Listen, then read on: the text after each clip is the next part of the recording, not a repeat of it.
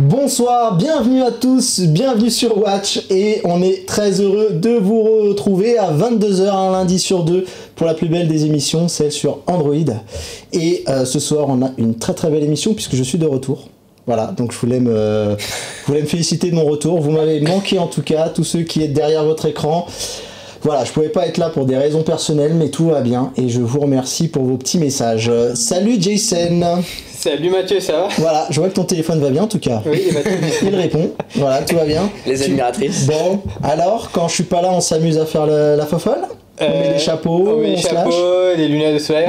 C'était pour apporter un peu de soleil, tu vois, il faisait un peu trop gris. Et là, je suis revenu, chemise, lunettes, tu dis au carré là. Et la coupe de cheveux? Parce que là, ça suffit les bêtises.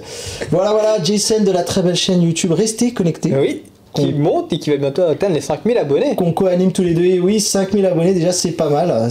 On est très très fiers de ce petit parcours. Et en attendant d'être très très fiers, on a encore du chemin pour rejoindre la belle chaîne de Quentin. Allô, salut. Bonsoir les amis, comment ça va? Et oui, Quentin de la chaîne Quentin. Voilà. Tout à fait. Sobriété. Et puis il y en a qu'un seul sur YouTube, c'est lui. Donc voilà les amis, tu vas bien? Ça va très bien, écoute, je suis très content d'être parmi vous parce que la dernière fois aussi j'étais par Skype, donc du pur, du dur, on est là. Et en plus on a un bon gros sujet à aborder, donc c'est toujours aussi cool. Exactement, et puis on va aller voir celui qui anime depuis sa chambre à coucher. Magnifique. Pierre-Alexandre de la chaîne Technoïde, tu vas bien? Bah ça va bien et toi? Voilà, comment se porte Technoïde? Bah ça se passe bien d'ailleurs, tu vois, maintenant bah effectivement j'ai ma chambre à coucher, donc ce qui fait que je couche pour réussir, voilà le lit, donc si vous voulez voilà, avec d'ailleurs oui, il y a des queues qui se baladent et tout, des poils, c'est magnifique. Disons que là on est dans le champ lexical du attention, on va mettre un logo, moins de 18. Non mais à blague à part, nous on se la pète un peu avec nos 5000 abonnés, mais je crois que toi t'es pas loin du double. Ah mais ça y est, j'ai dépassé les 10 000 depuis hier. Eh bah félicitations, les 10 000, les 10 000. Bravo. Et ben en tout cas, on est ravis de vous retrouver. Un petit rappel en tout cas pour ceux qui seraient chez Bouygues, on a changé de chaîne, donc c'est la chaîne 137 si vous voulez nous suivre. Pour les autres, ça n'a pas changé. Donc chez Bouygues, n'hésitez pas à redémarrer les box si ça n'a pas été mis à jour en tout cas. Et on est aussi disponible sur tous les replays disponibles, donc YouTube, Dailymotion, et également sur les podcasts que vous pouvez trouver sur iTunes. Bon, moi j'aime pas trop, hein, mais chacun ses goûts, j'ai envie de dire. C'est au plaisir de tout à chacun. Et sinon sur vos applications de podcast préférées, n'hésitez pas à aller nous mettre une note sur les podcasts d'Apple, sur iTunes notamment, pour nous encourager, et puis voilà, et peut-être que je ferai des meilleures blagues la prochaine fois. Allez Jason, dis-nous de quoi on va parler aujourd'hui, parce qu'on a une grosse émission. Ah oui, comme d'habitude on a une grosse émission, mais là particulièrement bien grosse, bien chargée. Hein. Comme il faut. Donc on va d'abord parler du top 5 des constructeurs qui a bien changé par rapport à l'année dernière, puis on va parler de smartphones qui vont bientôt sortir, donc le Moto Z3 Play, puis le OnePlus 6 qui lui va être annoncé demain. On va également faire un petit retour sur le LG G7 ThinQ qu'on a pu tester la semaine dernière. Alors le OnePlus 6 c'est pas demain, c'est après-demain. Oui, c'est après-demain, excusez-moi. Ça c'est un autre demain. Et après on va faire un débrief de la Google I.O. qui est donc la messe Android de Google. Voilà. J'ai sorti le t-shirt pour l'occasion. Il s'est habillé pour l'occasion. Oui, j'ai sorti. Et il a sorti le petit pins qui va avec. Et toi aussi, hein, on note quand même. Ah oui. Je me suis mis sur mon Android P. Bon. Ok, on cherchera la blague après. Ah, j'avais un tweet, il aurait pas dû revenir. D'accord. Et après avoir fait donc le débrief de la Google I.O., on va parler de matos, donc pas de toi, mais de tablette, donc avec la Huawei MediaPad M5 et du Redmi. Et voilà, on l'attendait. Exactement. Donc Pierre-Alexandre a pu tester sur sa chaîne et qui va nous faire un retour de ce téléphone. Voilà. Très bien, bon bah écoute, sur cette formidable cascade, je te propose qu'on commence tout de suite. Allez.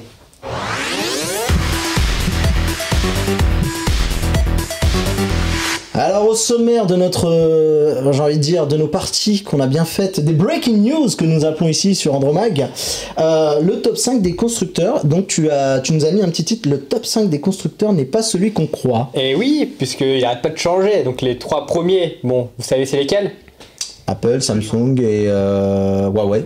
Samsung, Apple, Huawei. Ouais. Merci Benji pour le l'anti-sèche est là, c'est bien. Mais par contre, pour donc ceux qui sont à 4ème et 5ème place, c'est pas du tout des constructeurs qu'on attendrait, puisque c'est Xiaomi en 4ème place et Nokia. Surtout Nokia en fait. Oui, surtout Nokia, puisque ils avaient arrêté de sortir des smartphones, puisque c'était Microsoft qui avait repris la marque. Ils étaient top 1 avec le 3310 une époque. Oui, c'est pas avec Fortnite. Très longtemps. Mais là, du coup, en fait. Jurassic Mobile. Mine de rien, en fait, c'est le retour de la marque Nokia, puisque là, ils sont arrivés, en tout cas en Europe, pour le premier trimestre, dans le top 5, et ils ont réussi à écouler 1,6 million d'appareils donc au premier trimestre. Ouais. Et Xiaomi, eux, ils ont écoulé 2,4 millions d'appareils aussi au premier trimestre, sachant qu'ils sont présents que sur quelques pays en Europe. Et donc par rapport à l'année dernière pour Xiaomi, c'est une marge de progression d'environ 1000%. Donc c'est quand même énorme. Ah oui. Et oui hein. Et bon, ça va progresser parce que là, ils vont arriver en France, comme on a pu le dire dans l'émission précédente avec Exactement. Ça fait un moment qu'on en parle, le 22 mai d'ailleurs. Oui, le 22 mai. Et voilà. D'ailleurs, on en a parlé un petit peu à nos copains journalistes au dernier événement, histoire d'avoir quelques petites informations qui n'ont pas fuité. Voilà. Ouais, effectivement. Donc pour l'instant, je crois que Pierre-Alexandre il a quelques petites news là-dessus. Juste une ou deux précisions là-dessus. 22 mai, c'est vraiment le lancement officiel. Il y aura vraiment une conférence pour le lancement. Il y a une image qui a été d'ailleurs mise sur Twitter pour montrer le magasin Xiaomi. Donc c'est les choses, mais après il y a très peu de choses qui fuitent. Mais ce qui est certain là, c'est que c'est la conférence, vraiment le lancement avec les journalistes et des fans vont être fait le 22. Donc j'y serai personnellement. Et donc là, il y a une petite vidéo du Xiaomi. Mais je vais juste en profiter aussi pour dire que donc, ces chiffres ont été donnés par le cabinet Analytics, Canalys, pardon, et justement ce cabinet-là a aussi fait un petit portrait robot en fait des smartphones vendus durant ce trimestre. Et donc en fait, la plupart des smartphones qui sont vendus adoptent un écran 18/9, ce qui est logique puisque c'est la norme. C'est la norme en 2018. Et il y a de plus en plus de smartphones avec 4 Go de RAM qui sont vendus également. Et il y a aussi une démocratisation des doubles capteurs, voire des triples capteurs. Donc ça, c'est grâce à, on va dire, des marques comme Honor, Wiko et Xiaomi qui poussent ces genres de technologies dans le milieu de gamme. Donc ça permet même dans l'entrée de gamme. Oui, même dans l'entrée de gamme. Donc ça permet de démocratiser ces technologies auprès du grand public, sachant que voilà, ces caractéristiques-là étaient quand même réservées au haut de gamme l'année dernière. Donc voilà. Yes. N'hésitez pas à interagir avec nous puisque ça commence déjà sur Twitter. Je voulais passer un petit bonjour à Android Windows, qui est un ami à nous et qui a déjà lancé l'alerte qu'on est dispo en tout cas sur le site de Watch TV. Et si vous avez envie d'interagir avec nous, le dièse Andromag, je suis dessus, je regarde. Donc les amis, n'hésitez pas à participer, on vous attend. Voilà, on a plein de choses à se dire ce soir et je pense que vous avez aussi la parole dans cette émission. Il faut débattre. N'hésitez pas. Et j'en profite également aussi pour rajouter une petite information, puisque Benji affiche donc ce fameux portrait robot fait par le cabinet. En fait, il y a aussi une progression des smartphones vendus double SIM. D'accord. Voilà, une petite progression du pourcent. Donc voilà. Très bien. Bon bah écoute, je pense qu'on a un petit peu tout dit sur cette news, on va dire, sur cette information. En parlant d'information, Pierre-Alexandre, il se passe des choses du côté de chez Motorola. On annonce peut-être un Moto Z3 Play, c'est ça ? C'est ça, alors pour l'instant c'est surtout des fuites qui sont faites. Alors il y a des fuites vraiment énormes depuis le début de l'année. Je sais pas qui ils ont engagé, je crois qu'ils ont engagé Evilix chez eux. Exactement. Evilix, célèbre fuiteur, on va dire, qui donne pas mal d'infos. Et leak qui veut dire fuite. Voilà, pour la petite... C'était le moment culture, excuse-moi. Dis-nous tout. Le moment information. Voilà. Et donc, ce qui fait que il y a beaucoup d'informations déjà qui ont fuité sur le Moto Z3 Play. Déjà, forcément, il adopte le 18/9e. Ça, c'est logique qu'on a un peu partout. Ce qui est un gros avantage parce que c'était l'un des problèmes avant sur le Z2 Play et Z1, c'était que ça prenait l'écran prenait pas beaucoup de place. Là, ça prend toute la place et ça garde toujours le form factor des anciens Moto Z. pour que ce soit toujours compatible avec les fameux Motomods. On peut voir l'arrivée du double capteur aussi sur cette gamme-là, qu'on n'avait pas jusqu'à maintenant. Il aurait aussi un Snapdragon 636, donc le même que le Redmi Note 5 que j'ai eu en test justement.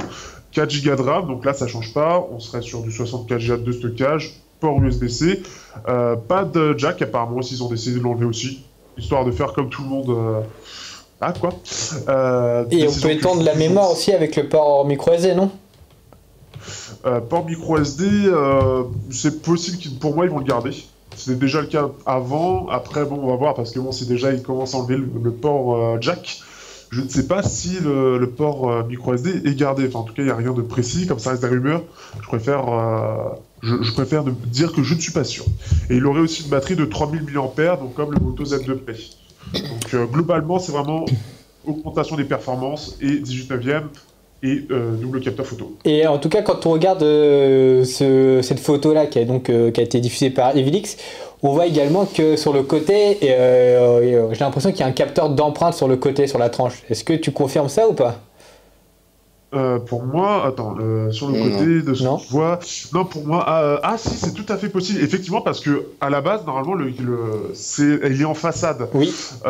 Et effectivement, avec le 19e, il n'a plus beaucoup de place, donc ils ont dû effectivement le mettre sur le côté. En tout cas, au niveau du design, ça ressemble beaucoup à ce que proposaient d'autres acteurs que j'avais normalement, le Vernet Apollo, le Vernet Mars, qui avait ce système de lecteur d'empreinte, et les Sony qui ont un peu ce système-là. Donc c'est vraiment un bouton à part, ça le réveille directement. Mais en tout cas, effectivement, c'est le lecteur d'empreinte qui est sur le côté. Pour rester compatible avec les Motomods, Motorola est obligé de garder le même form factor. Mais là, c'est bien, ce qu'on a vu que là, c'est qu'en fait, ils ont optimisé l'affichage de l'écran. Du coup, il s'étend, mais au final, le téléphone ne grandit pas plus pour autant. Donc moi je trouve que c'est plutôt bienvenu de la part de Motorola de ne pas avoir voulu agrandir le téléphone comme par exemple chez OnePlus ou d'autres constructeurs, même Huawei, qui ont tendance à justement avoir des téléphones bord à bord mais de plus en plus grands, et ce qui est un peu gênant. Ouais. En tout cas, ce qui est vraiment intéressant, c'est je trouve que le design il est plutôt joli, arrondi, et puis j'ai l'impression quand même que la gamme Z, enfin les modèles Z3 Play, ils sont presque en train de voler la vedette au Z tout court en fait. Bah en fait, à chaque fois c'est ça, parce qu'ils offrent une bonne autonomie et ils ont de bonnes performances, parce que c'est quand même des Snapdragon série 600 qui sont quand même très performants et qui font tourner la plupart des jeux, enfin qui font tourner tous les jeux sans problème. Ouais. T'as une expérience voilà. bonne. Donc, du coup, je pense que c'est le meilleur modèle possible du côté de chez Motorola. Okay. Alors le truc c'est que effectivement pour terminer, nous en Europe on n'a même pas eu le Moto Z2.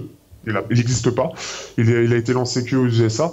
Et au-delà de ça, c'est surtout qu'il y a des décisions qui sont très particulières sur les Moto Z qui ne sont pas intéressantes, notamment au niveau de la batterie, par rapport au processeur qui est très puissant, une grosse définition d'écran. Il y a un truc qui n'est pas logique en fait. C'est que ça empêche de dire qu'on va l'acheter. C'est qu'en fait Motorola, il mise en fait sur la finesse du téléphone pour plaire au grand public. Donc du coup, fatalement, il rogne aussi sur la batterie, la capacité de la batterie pour pouvoir faire des téléphones les plus fins. Ils étaient contents à l'époque du Motorola Z, premier du nom, de dire qu'ils avaient le téléphone le plus fin du marché. Mais la batterie tient bien quand même. Hein. Moi j'ai le Z2 Play de mémoire, enfin le dernier en date. Oui, mais t'as le Z2 Play, t'as pas le Z2 tout court en fait. Oui, non, le Z2 Play. Mais moi, ces produits-là sous Android, c'est, je pense, l'un de mes préférés. Hein.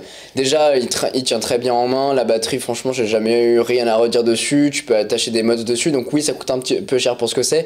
Mais l'idée, c'est que c'est comme dans les jeux vidéo, t'as des DLC, des trucs que tu peux acheter en plus. Bah voilà, chaque année, tu vas te faire plaisir et tu vas acheter un nouveau motomod. Et surtout, je pense que c'est comme ça qu'il faut le voir. Les motomods sont compatibles d'une génération à l'autre. C'est ça, c'est pour ça. C'est que tu peux quand même évoluer ton téléphone sans avoir besoin nécessairement de changer tes produits. Par contre, ils avaient assuré sur 3 générations, donc on ne sait pas après pour la génération. On arrive sur le Z3, donc ça sera la 3e génération pour les motomods, et après on verra. Ça sera la surprise. En tout cas, je suis content de voir que vous êtes très enthousiaste sur ce Z3 Play, puisqu'on n'avait pas mis autant de temps à parler dessus.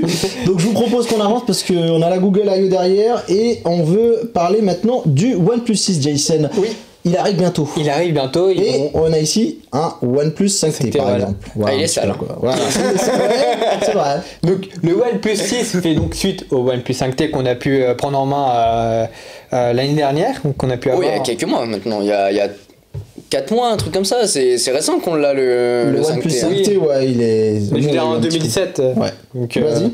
Et donc du coup, ce OnePlus 6, donc il y a eu des fuites qui ont été des fuites du téléphone, voilà. Et donc il y a eu des petits rendus vidéo. Donc derrière nous, il y a justement un rendu de ce téléphone-là. Donc en termes de design, en termes de dimension, ça va être à peu près les mêmes. 5T comme ça, ça va être à peu près les mêmes dimensions que le 5T, sauf que cette fois-ci l'écran sera plus grand. Ça sera un écran de 6,3 pouces.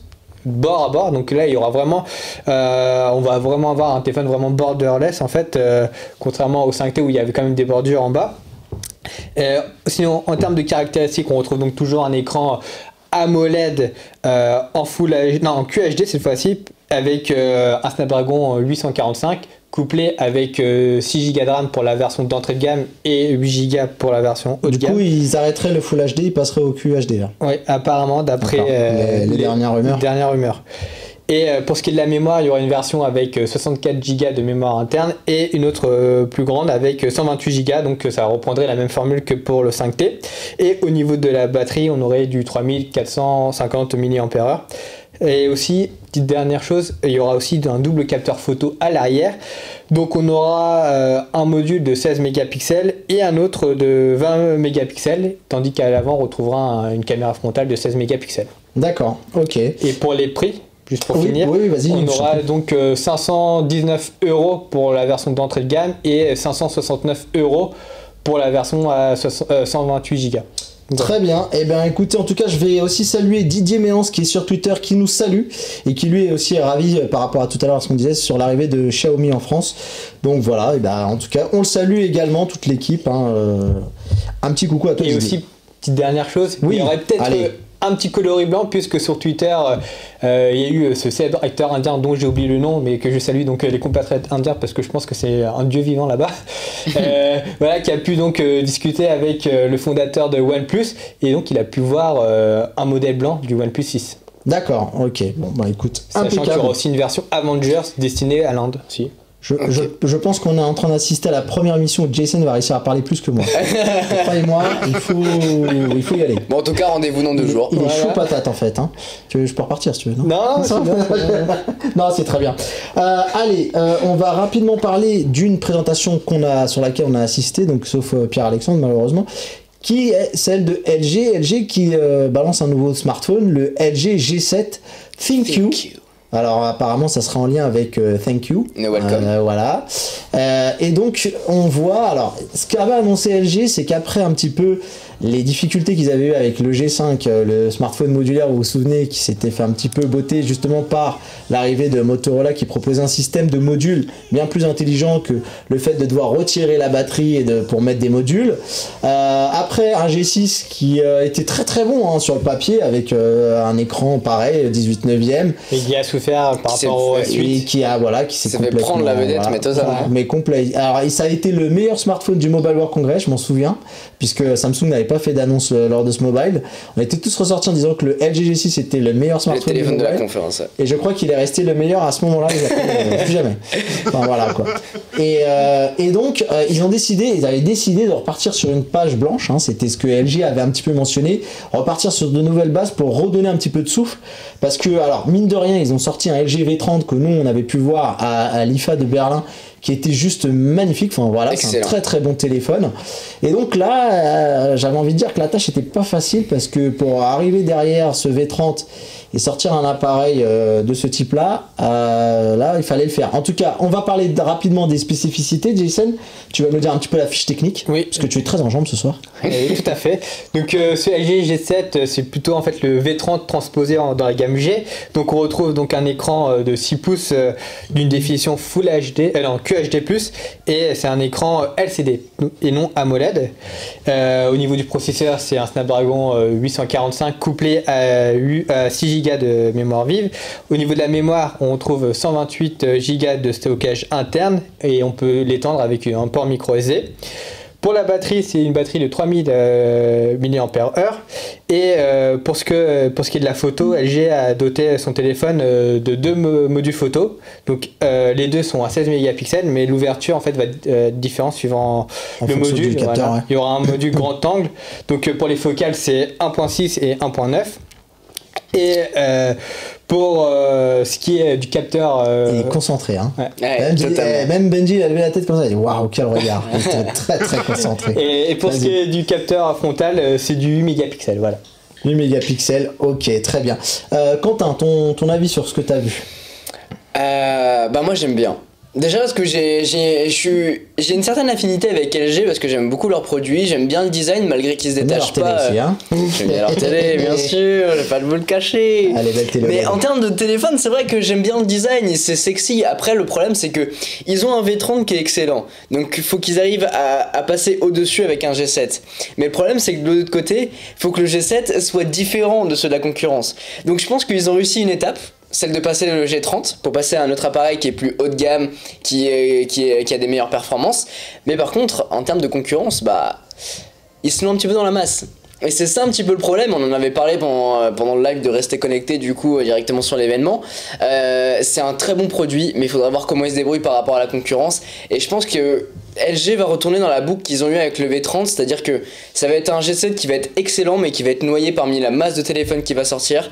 Et je pense que c'est un téléphone qui se veut d'être plus cher, qui va être aux alentours 849 euros. Bah voilà, 849, je pense que c'est sur 700. Twitter, on réagit déjà en nous disant, alors j'ai pas vu le pseudo de la personne, mais qui me disait trop cher. Bah voilà, c'est ça. C'est que en fait, il se base sur des prix comme pourrait avoir Samsung ou Apple, mais le problème c'est que des acteurs comme OnePlus qu'on va voir arriver demain, comme Honor, comme des marques comme ça qui arrivent avec un téléphone qui est moins cher et qui lui ressemble en fait. Alors peut-être que je t'ai raté, Jason, tu vas me corriger, mais est-ce que tu avais parlé du fameux écran donc qui dispose d'une technologie entre guillemets qui peut monter jusqu'à 1000 nits en termes de luminosité. Alors les 1000 nits, c'est en gros aux alentours, pour rester assez basique, on va parler donc c'est la luminosité produite par les écrans. Pour les smartphones, on est autour d'une moyenne des 500 600 nits pour les meilleurs.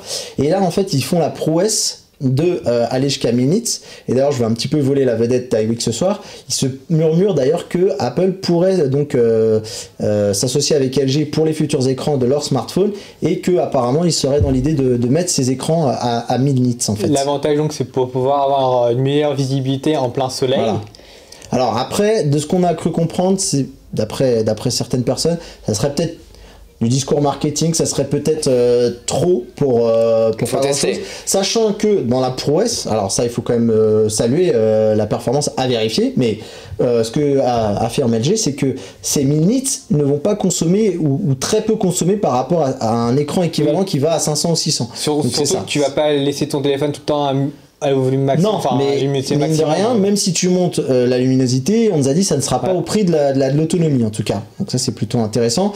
Alors, Jason, toi de ton côté, qu'est-ce que tu en as pensé? Déjà, au niveau de l'event, j'ai trouvé que LG mettait pas assez l'accent sur, pour moi, les points clés du téléphone. Ils axaient beaucoup leur communication sur leur speaker, enfin leur haut-parleur qui donc permet d'avoir un son plutôt puissant et l'écran qui est lumineux. C'est bien cool, mais c'est des fonctionnalités qu'on va pas utiliser tous les jours. Je veux dire, dans le métro, tu vas pas t'amuser à mettre ton haut-parleur à fond pour embêter les gens. Hein. Voilà, surtout dans le métro où les gens, ils ont pas que ça à faire de t'écouter. Moi, j'aurais trouvé dommage qu'ils aient pas plus axé la communication sur justement leur application caméra qui est la même que celle du V30, qui donc offre une bonne expérience utilisateur, parce que je l'ai pu utiliser le V30 et j'ai trouvé cette application est plutôt pas mal, et qu'ils axent aussi pas la communication par rapport au capteur photo, parce que l'avantage aussi c'est qu'il a un module grand angle, donc ça permet quand même de faire des choses qu'on n'a pas chez les autres haut de gamme, tu vois, comme par exemple chez Samsung ou Huawei. Bon, par contre, le bouton Google Assistant, on en parle ou... Oui, c'est vrai qu'il sert un peu à rien. Voilà, c'était juste une brive. Je lance ça comme ça. Mais après, je pense qu'on pourra peut-être le bidouiller pour pouvoir lancer d'autres applications avec. Alors pour moi, ça sera une bonne chose de prise. Enfin, quoi qu'il arrive, si ce bouton en tout cas il arrive à être détourné, ça mettra tout le monde d'accord.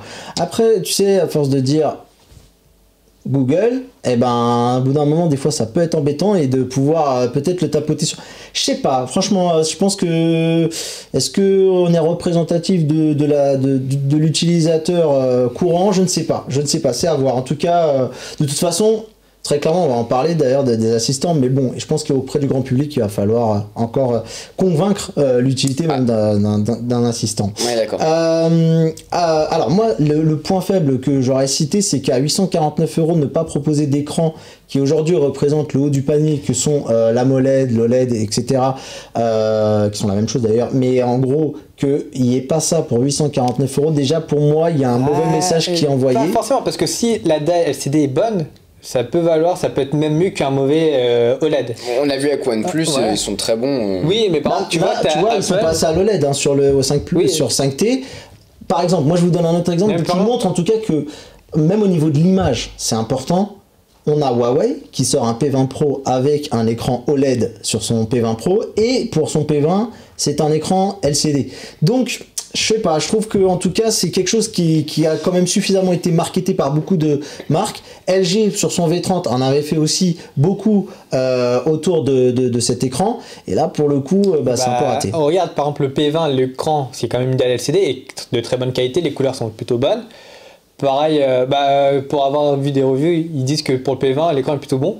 Et après pour Apple, les iPhones, à part l'iPhone 10, ils ont tous des dalles LCD. Oui, mais pour l'iPhone 10, il aurait été impensable d'avoir un LCD. Et je peux te promettre que ça aurait été le cas.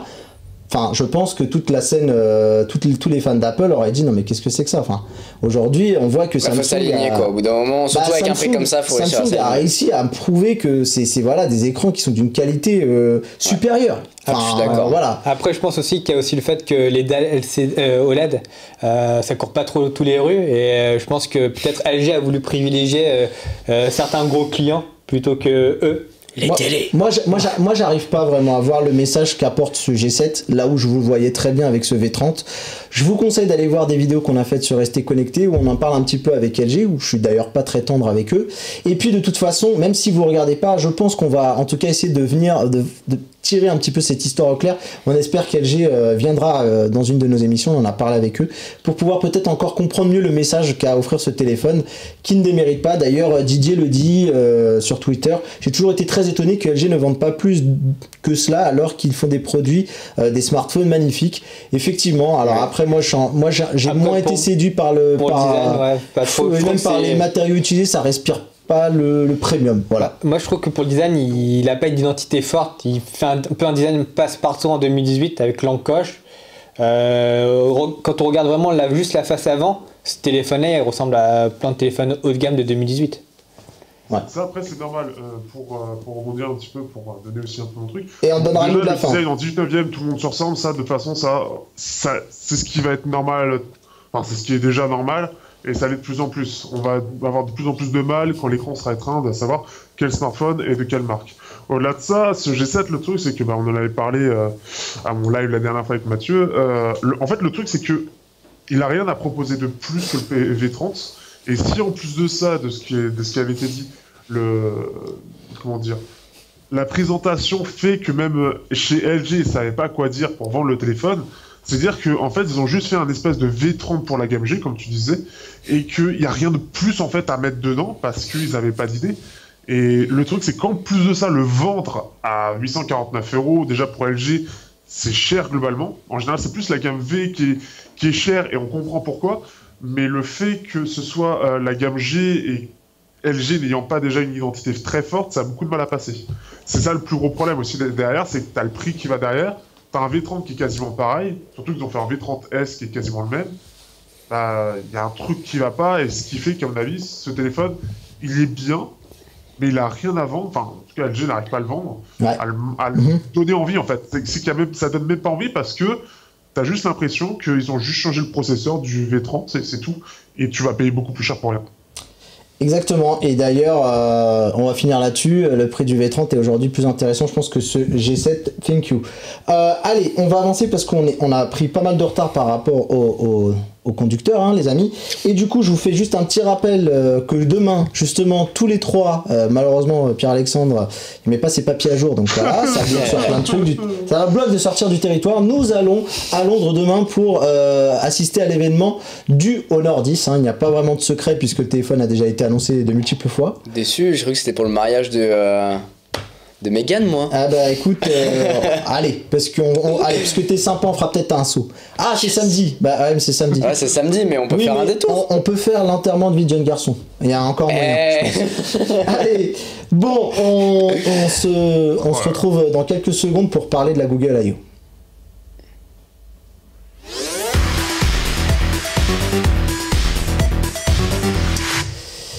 Une petite voix dans l'oreille me dit il n'y avait pas de jingle. Et voilà. Bon, allez les amis, on a un gros boulot à parler donc de cette Google I.O. Google I.O. c'est la conférence des développeurs. C'est la messe qu'il ne fallait pas rater. Donc du coup, il s'est dit plein de choses sur cette fameuse Google I.O. qui a réuni un nombre incalculable de développeurs autour de Sundar Pichai, le patron que vous voyez juste derrière moi. Qui est mon sosie officiel. Ouais, moi j'étais plus sur l'ex-CEO de AMD, mais il y a quand même un air, il y a moyen que tu trompes la marchandise. Il y a vraiment aussi Microsoft aussi. Oui, il y a pas mal de monde. Oui, c'est vrai que tu peux être pas mal de CEO au final. Hein. Un jour, il faudrait qu'on le fasse. On t'invite et qu'on te fasse passer pour Sundar Pichai. Ça aurait de la gueule. Donc voilà. Alors Quentin, tu vas nous parler de cette Google I.O. J'avais prévu un petit truc. Je sais pas si ça va être possible de le caler. Ce que je voulais juste parler avant que tu entames le gros du gros, on va dire, de cette Google I.O. C'était l'entrée que j'ai trouvé très réussie, notamment lorsque Sundar Pichai a parlé du Cheeseburger Gate et du Beer Gate, qui ont été donc deux choses très amusantes où on a eu les émoticônes. On va voir si Benji arrive à nous caler ça en régie, si c'est possible ou pas. C'est la dernière. C'est la dernière 16. Benji, la 16. Et donc je trouvais qu'on va juste regarder ce petit extrait. But hopefully we got the cheese right. But as we were working on this came to my attention. Du coup, faut expliquer. Oui, alors, je sais pas si on m'entend. On m'entend donc. Alors, deux bugs qui ont été fixés très importants. On pouvait pas commencer cette conférence sans ça. C'est donc la bière que vous voyez avant qui était pas pleine, et là ils ont réglé le problème, ils ont rempli. Donc maintenant, disons qu'il y avait de la mousse, mais la bière n'était pas remplie. La bière n'était pas remplie. Donc Sundar Pichai a expliqué que c'était un problème de métaphysique un peu compliqué. Donc là tout va bien. Et le cheeseburger, les amis, le fameux fromage qui était positionné en bas et pas qui était entre la feuille de salade et donc la viande. La viande et les tomates. Donc ça a fait beaucoup jaser, et croyez-moi que j'ai trouvé en tout cas très bien joué de la part de Google de commencer par une bonne note d'humour comme ça. C'était assez fun. Exactement, c'est la petite blague qui fait rentrer dans la conférence et d'être à l'aise parce qu'il fallait attaquer la suite. Exactement. Et il y avait de quoi attaquer. Il y avait du lourd, c'était assez dingue. On a parlé d'applications, on a parlé de voitures autonomes, on a parlé de Google Assistant, on a parlé du futur. C'était la Google I.O. 2018 et franchement on en a pris plein les yeux. Je sais pas vous de votre côté, mais c'est vrai que j'ai pas suivi la conférence en direct, mais alors vraiment en post-conférence c'était c'était assez c'était assez ouf. Et d'ailleurs j'en suis sûr que vous en avez sans doute entendu parler derrière votre écran. Il y a beaucoup de choses qui se sont dites, notamment on va commencer par le petit. On va y aller crescendo en commençant par Google News. Alors Google News, pour ceux qui connaissent pas, c'est un fil d'actualité que Google a créé permettant de réunir tous vos journaux préférés en fait. Et donc là-dessus ils sont partis sur plus de news, que ce soit aux États-Unis mais aussi en France. On est parti sur les journaux et les blogs qu'on peut ajouter, et c'est surtout que ça ajoute en plus de ça un petit peu de contenu vidéo, un petit peu de contenu en direct. Bah voilà, tu l'as juste ici. Et écoute, c'est parce que j'ai réussi à trouver donc le fichier d'installation et il est déjà disponible en français, voilà. Ah bah voilà, nickel. Et du coup t'as tous les journaux que tu peux avoir sous la main. Une vérification nom des sources aussi. Il y a une vérification des sources pour éviter les fake news, et c'est ultra important, notamment quand on se balade sur Facebook, il y en a énormément. Et finalement on a un top 5 des stories à voir tous les matins. Donc le matin vous vous levez, vous faites un petit slide sur le côté, vous accédez au top 5 des plus grosses actualités du moment, et comme ça vous êtes au point pour la journée. Donc je trouve que c'est une petite façon. Un tout petit défaut sur cette appli, il manque Watch, les infos de Watch avec les émissions en dessous et tout. Ça arrivera. Mais c'est en bêta, donc on les pardonne, hein. Voilà. Donc voilà, on va en parler directement à Google France. Alors ensuite, on va attaquer avec Google Lens, qui vont ajouter des fonctionnalités qu'on a d'ailleurs vues sur pas mal d'applications, mais ils mettent surtout en avant leur application Google Photos, qui en fait, en plus de pouvoir reconnaître des visages, donc vous l'avez sans doute utilisé, cette application qui vous permet de, quand on prend une photo, un petit selfie avec Mathieu, comme on vous a fait juste avant l'émission, et ben il va reconnaître les têtes. Donc moi, il me reconnaît, il reconnaît Mathieu, et on va pouvoir partager automatiquement le contenu et la photo avec cette personne-là. Et ce qu'on vient de voir à l'écran, et c'est ce qui est vraiment intéressant là-dedans, c'est qu'on va pouvoir faire un copier-coller d'une photo qu'on vient de prendre, du texte. Donc par exemple, j'ai une feuille sous la main, et je vais pouvoir prendre cette feuille en photo et directement faire un copier-coller avec ce qu'il y a dedans. Mais c'est pas le plus fou, c'est que vous allez même prendre une photo de ce petit document-là, et de cette photo, et il va automatiquement le transformer en PDF, d'après ce qu'on a vu pendant cette conférence. Exactement. De très bonne qualité. Donc après, il faudra tester ça en profondeur, mais ça s'annonce prometteur. Mais aussi la photo où tu, alors avec ton appareil photo, tu scannes un menu et en fait tu peux avoir ce que tu manges. Et moi souvent je comprends jamais rien dans les menus, dans les trucs un peu gastronomiques. Et du coup, par exemple, tu prends ratatouille et tu cliques sur le mot et l'intelligence artificielle va te montrer une image du plat que tu vas manger. Exactement. Très très fort. Très très fort. En plus de pouvoir traduire, parce que maintenant Google Lens incorpore Google Traduction. Exactement. Donc permettant de traduire plus rapidement. Et puis on a vu reconnaissance d'objets qui va vous permettre d'acheter des produits. Rapidement, mais ça c'était déjà présent. Des produits similaires, par exemple à une lampe de chevet que vous avez. C'est ça. Voilà. C'est ça, mais c'était déjà présent, du coup c'est une petite update qu'ils ont fait et je pense qu'il est la bienvenue parce que ça fonctionne quand ça veut.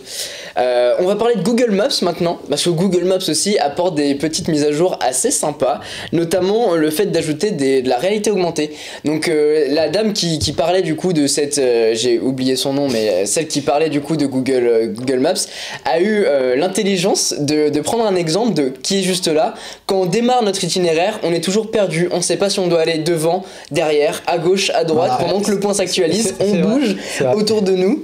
Tu sais, le phénomène de quand tu commences à marcher, tu vois les gens après chaque fois ils font demi-tour. Ah non, c'est pas par là, on part de l'autre côté. Et du coup, pour lutter contre ce phénomène, on passe en réalité augmentée. Elle va le montrer juste là. Elle va nous faire une petite démo, c'est magnifique.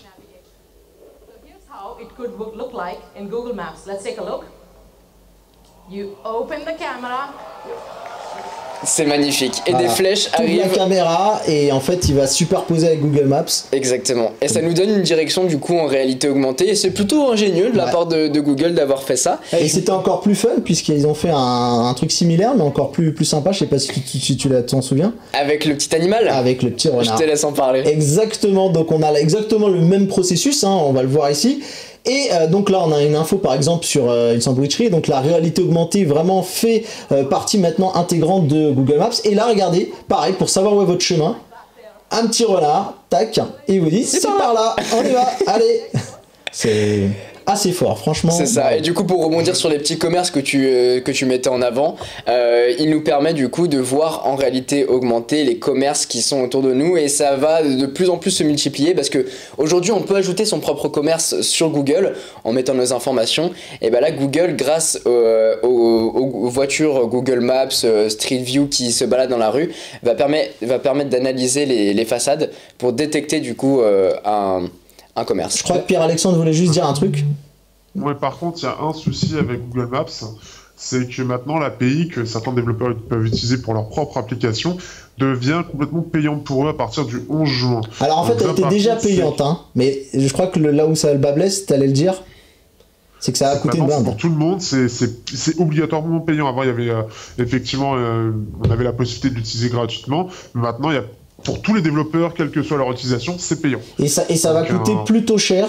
C'est surtout ça qui est apparemment mis en avant, c'est le prix qui va être assez... C'est le prix qui est de $200 par mois. Sachant qu'en plus, petite cerise sur le gâteau, le truc qui te fait mal à la tête... Petite pomme sur l'Android. Ouais, mais tu peux prendre avec les développeurs. Là, ils sont sortis avec un mal de tête. Ça va être dans un mois, il va falloir te mettre en conformité. C'est-à-dire, dans un mois, le truc tombe. Donc, si tu fais pas ce qu'il faut... Mais je crois que les 200 premiers euros sont offerts. Bon, au moins, t'as un mois gratuit. Et c'est Sunter Pichai qui l'a dit. Donc, vous pouvez le croire. Mais en tout cas, je sais pas ce que vous voyez, enfin, ce que vous pensez, mais en tout cas, en voyant ça, je me dis, les Google Glass, s'il faut une version 3, ça serait d'enfer.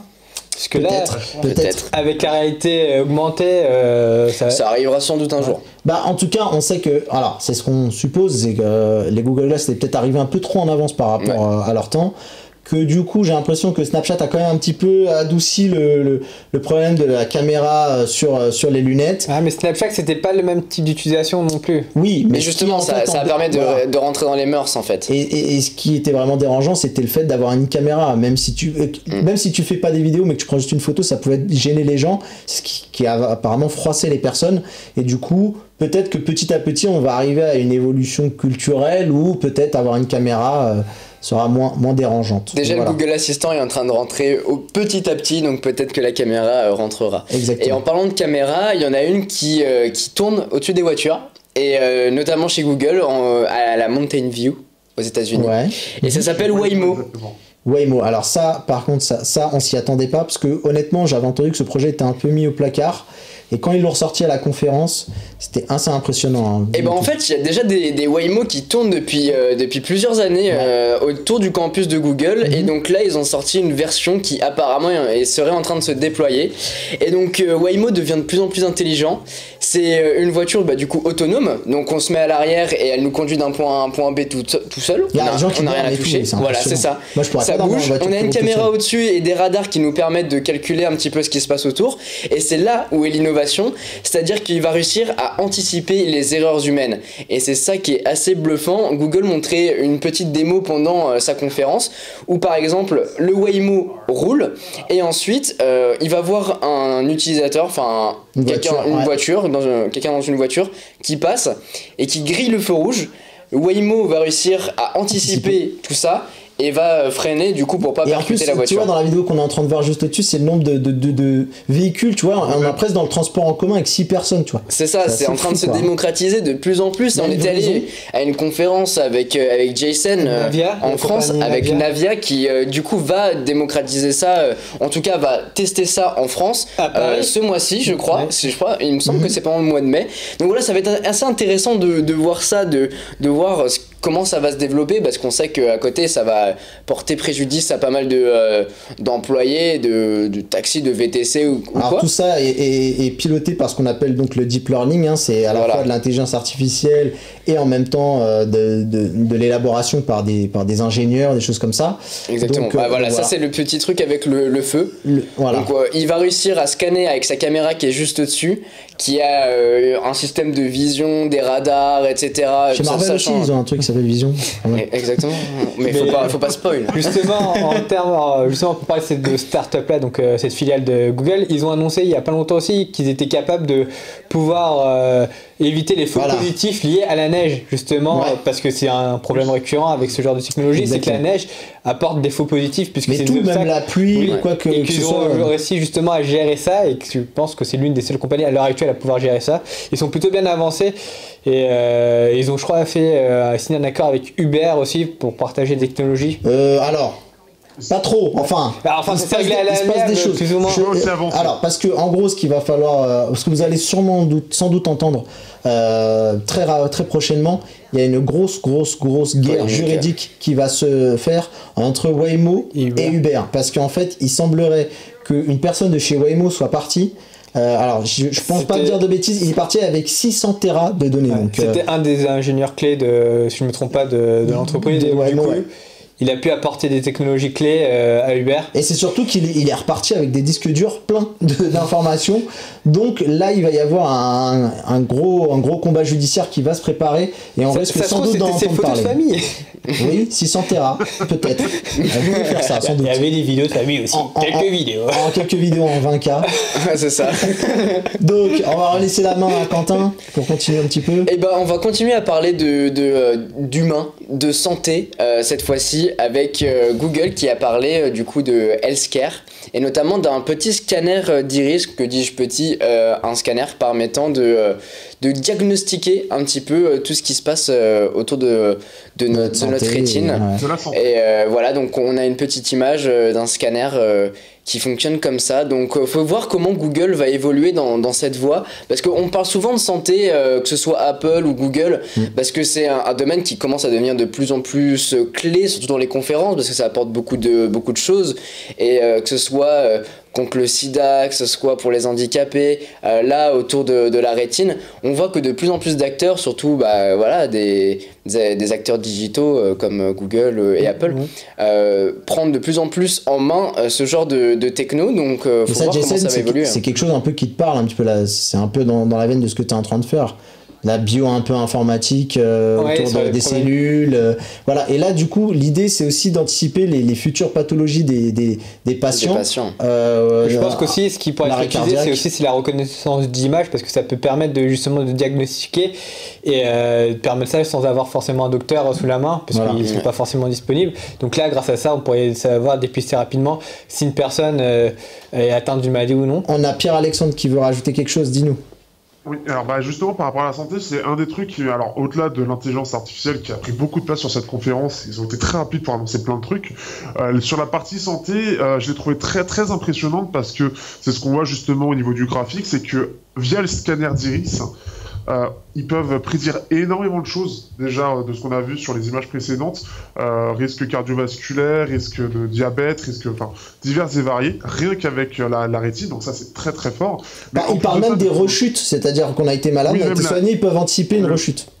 Voilà, donc là, c'est ce qu'ils mettent justement sur ce graphique-là, c'est qu'avec l'ensemble des données qu'ils ont de tout ce qu'il y a eu de tout ce qu'il y a eu dans le passé médical, le pourcentage de rémission du patient, ce qui est très très fort. Par contre, les problèmes qui risquent d'y avoir, un petit peu comme Waymo, les conséquences avec les conducteurs, ça va être au niveau des assurances. Moi, je pense que ça va être surtout la plus grosse conséquence, c'est que si on arrive à prédire ce qu'il peut y avoir, si on arrive à prédire l'état du patient dans quelques années, etc., ça veut dire qu'on va avoir quasiment le même système un peu que pour les assurances pour les voitures, c'est-à-dire une assurance qui va être par rapport à toi, plus ta santé sera mauvaise, plus tu vas devoir payer cher. Et comme on va pouvoir prédire que tu vas avoir une santé de merde, dans le principe, tu vas forcément payer d'avance cher, ce qui peut être un peu au niveau égalité, là pour le coup ça va mourir quoi. Au niveau même des prêts bancaires, des choses comme ça, un système comme tu disais des voitures bonus malus.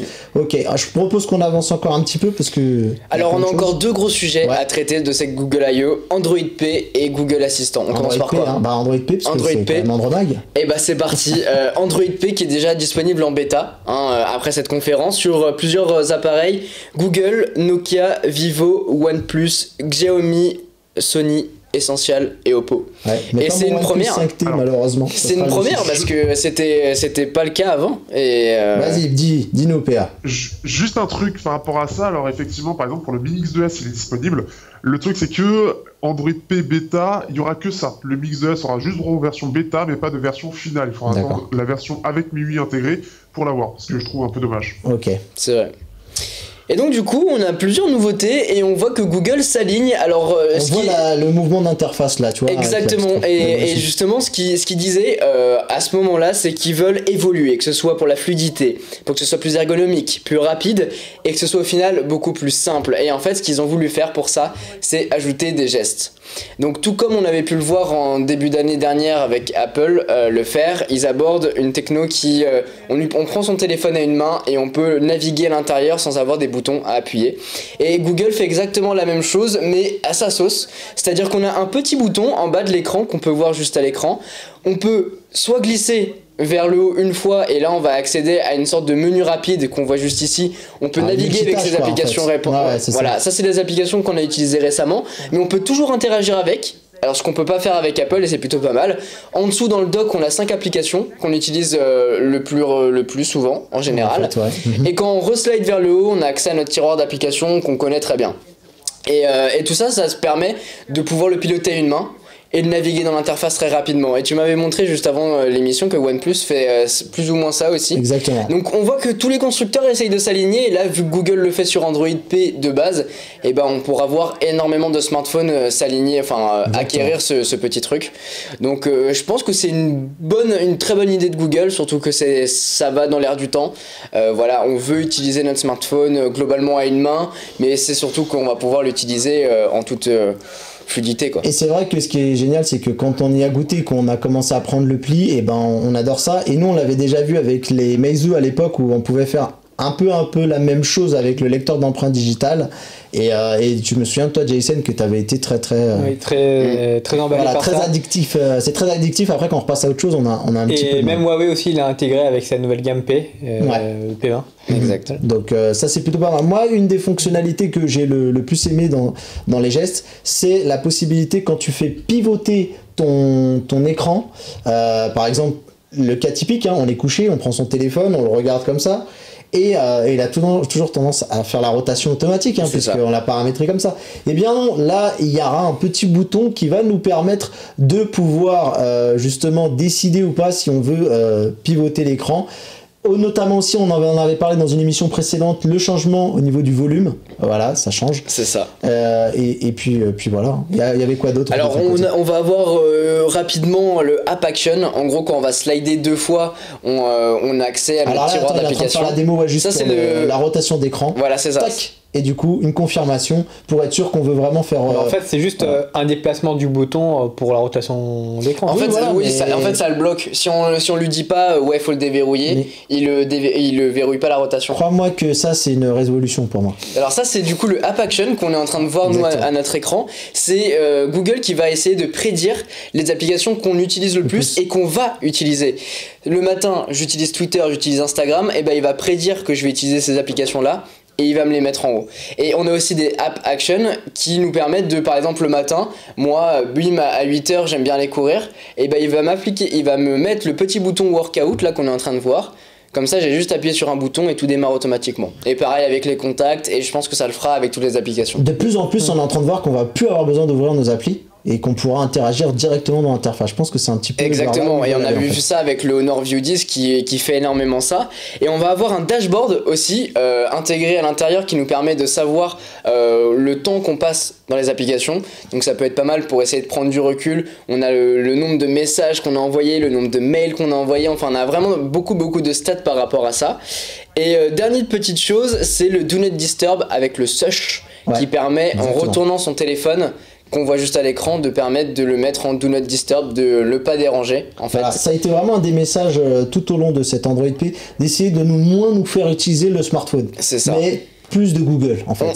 On nous simplifie la vie en utilisant moins notre smartphone et en nous donnant des indices de calme-toi. Je pense que c'est aussi une réponse de Google par rapport aux polémiques, par rapport aux addictions des smartphones et tablettes qu'on peut avoir surtout chez les jeunes. Et donc c'est leur réponse pour essayer d'entre guillemets... Et le mode window qui permet de paramétrer ce problème-là. Ouais, pardon, excuse-moi. Et non, parce qu'il y avait le mode window derrière qui permet de paramétrer pour se dire à ce moment-là, bon bah il va falloir être temps de te couper et il met en noir et blanc. Le dernier gros point. Le dernier. Là, c'était le coup du spectacle. C'est ce que t'as juste accroché à toi, Google Jason Assistant. Aussi. C'est Google Assistant. D'abord, il importe 6 nouvelles voix, dont John Legend qui va doubler du coup Google Assistant. Pour ceux qui connaissent pas, John Legend, c'est un très très grand chanteur. Voilà, c'est ça, c'est un chanteur. Qui a une voix très suave en fait. Légendaire. On l'entend là, écoute. Très bien, il fait très très bien l'oiseau. Ah, mais une voix comme ça, c'est stylé quoi. Un Google Assistant comme ça, et on peut imaginer énormément de voix qui peuvent être doublées. Écoute. Happy birthday à celui que. Bon anniversaire à celui que c'est l'anniversaire. J'aime beaucoup ça. Donc voilà, c'est juste génial, je trouve que Google fasse ça et l'initiative de le faire, et en fait ça permet d'avoir une voix plus humaine, moins robotique, et on va y venir du côté humain. À votre avis, en France, ils vont prendre qui? Omar Sy. Avec des blagues à chaque fois. On va avoir aussi la continuité, donc on n'aura plus qu'à dire une fois le mot magique que je ne dirai pas à l'écran pour pas que ça s'allume. Et on pourra le dire de différentes manières aussi. Voilà, ok, bah c'est cadeau. Voilà, c'est cadeau, comme ça s'allume. Non, sinon tu peux dire hey Cortana. Oui, mais non, mais là tu pourras dire, t'as plus besoin de dire ok. C'est ça. Tu peux dire hey, et là d'ailleurs c'est drôle parce qu'il y en a qui disent yo Google. Et en fait, ça va s'interagir, et en fait, le but, c'est d'humaniser un petit peu ce Google Assistant. On dit un mot, il se déclenche, et ensuite, on a une vraie conversation avec lui. Et d'ailleurs, ces conversations se voient avec le Google Duplex, qui a fait le plus débattre les gens dans la presse. On va écouter rapidement le petit extrait. Donc en gros, on a quelqu'un qui est en train de prendre un rendez-vous donc chez le coiffeur, donc il y a une discussion, et en fait l'icône que vous voyez, c'est bien sûr l'icône du pins que je porte, c'est Google Assistant qui est en train de prendre un rendez-vous pour vous. Donc c'est notre assistant qui prend notre rendez-vous.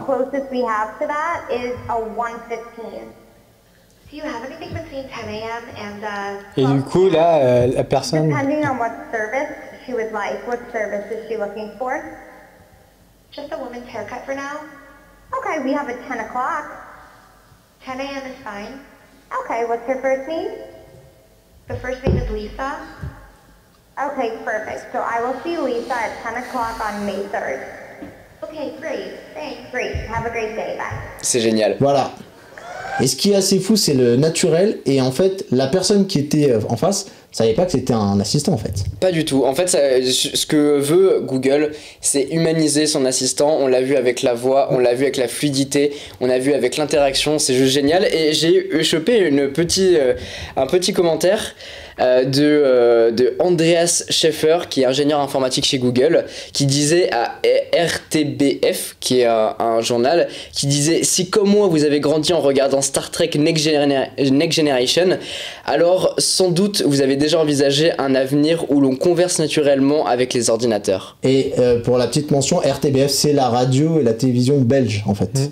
Donc voilà, ça c'est belge, hein, le point culture. Mais ce qui est fou avec cette démo, c'est qu'aussi il arrive à s'adapter, l'IA arrive à s'adapter, puisque la personne lui dit qu'il n'y a pas de rendez-vous à midi. Donc il arrive à trouver. Ouais, il lui demande après un rendez-vous entre 10h et midi. Voilà. Ok, très bien. Bon, ce que je vous propose, c'est qu'on reparle un jour, enfin dans une prochaine émission de cette Google I.O. Il y a des choses à dire, des bonnes et des mauvaises. On va revenir sur des points clés, notamment de l'assistant.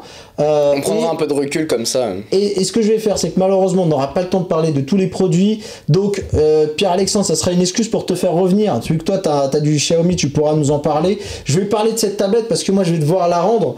Et c'est quand même un produit super cool, la Huawei MediaPad M5, qui est vraiment une tablette, on va dire haut de gamme, dans un marché un petit peu vide, où plus personne ne parle de tablette, où tout le monde a un petit peu déserté, où Apple profite pour truster donc le marché. Je te rappelle le code 1, 2, 3, 4 pour déverrouiller. Je vais vous montrer, tiens, rapidement, quand tu l'auras posé, comment on fait pour déverrouiller. Tac, ça se fait rapidement. On le refera pour Benji. Il y a un petit capteur d'empreinte digitale ici.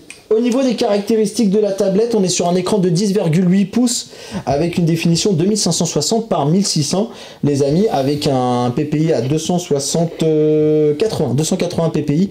Donc on est en dessous des 300, mais on a une image assez fine, assez qualitative. Au niveau des spécificités, on est sur un 4 Go de RAM avec un e-silicon Kirin 960S, ce que j'avais pas compris, qui est une version à mon avis un peu boostée du 960 qu'on avait pu voir sur le Huawei Mate 9. Tu peux poser la tablette puisqu'on a la caméra zénithale. On va juste rééteindre. Alors, les points négatifs, je vais en profiter là pour en parler, c'est les boutons.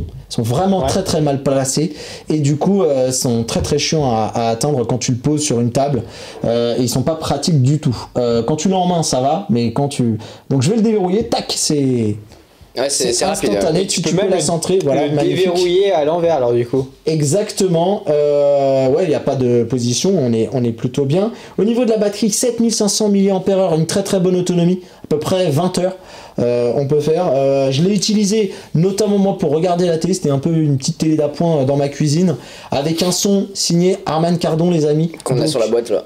Une vraie puissance de son très très bien. J'aime beaucoup. Au niveau des Motion UI, on est sur la version 8 JSON avec Android Oreo en 8.0 aussi. Il existe une version en 8 pouces pour ceux qui n'aiment pas les grands écrans et une version Pro qui inclut sans doute de la 4G, en fait un port SIM j'imagine. Au niveau du Wi-Fi, bon, on est sur du Wi-Fi AC, donc on est plutôt de bonnes choses. Au niveau de la mémoire, de l'espace de stockage, on a une version 64 Go ou 32 Go, c'est celle que j'ai.